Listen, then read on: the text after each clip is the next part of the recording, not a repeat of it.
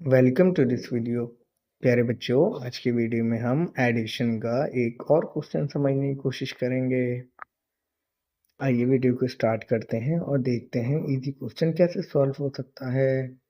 2 + 2 = 2 में अगर हम 2 को प्लस करें तो हमारा क्या आंसर होना चाहिए।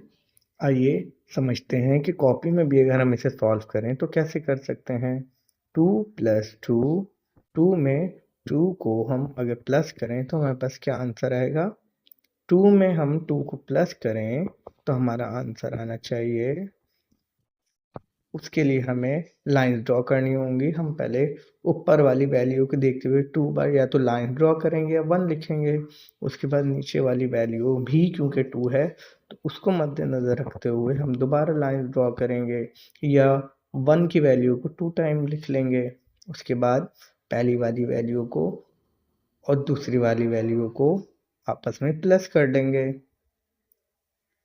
So 2 + 2 = 4।